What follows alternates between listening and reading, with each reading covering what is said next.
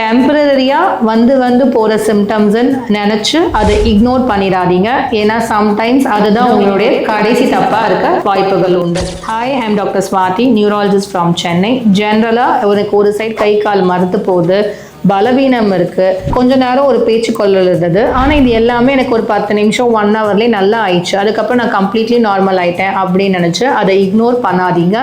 Sometimes அது mini ஸ்ட்ரோக்காக இருக்கக்கூடிய வாய்ப்புகள் உண்டு. இதை மெடிக்கல் டேர்ம்ஸில் டிரான்சியன்ட் இஸ்கீமிக் அட்டாக் அப்படின்னு நம்ம சொல்கிறோம். டிரான்சியன்ட்னா சிறிது நேரமுக்கு மூளையோட ரத்த குழாய் அடைப்பாறதுனால வரக்கூடிய attacks, which is mini stroke. பேசிக்காக இதுக்கு என்ன அர்த்தம் அப்படின்னா, இதுக்கப்புறம் ஒரு மேஜர் ஸ்ட்ரோக் வரக்கூடிய ரிஸ்க் உங்களுக்கு இருக்குங்கிறதுக்கு ஒரு பெரிய அறிகுறி இது.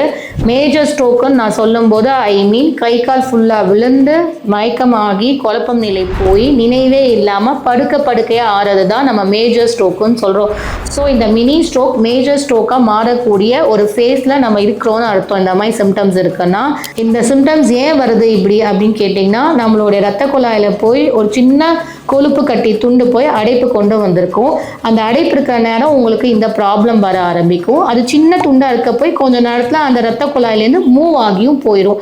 அது விலகி போனோடனே ரத்தம் ஓட்டம் மறுபடியும் பிரெயினுக்கு நல்லா ஆனோடனே மறுபடியும் சிம்டம்ஸ் காணாமல் போயிடும். ஸோ இந்த மாதிரி நடந்துகிட்டே இருக்குது அப்படின்னா எங்கேயோ ஒரு கொழுப்பு கட்டி உட்காந்துட்டு இருக்கு, அது நம்ம ரத்த குழாயை அடைப்பு ஆக்குதுன்னு அர்த்தம். இந்த மாதிரி ஒரு சிம்டம்ஸ் உங்களுக்கு இருக்குது அப்படின்னா அதை இக்னோர் பண்ணாமல் please reach out to your neurologist.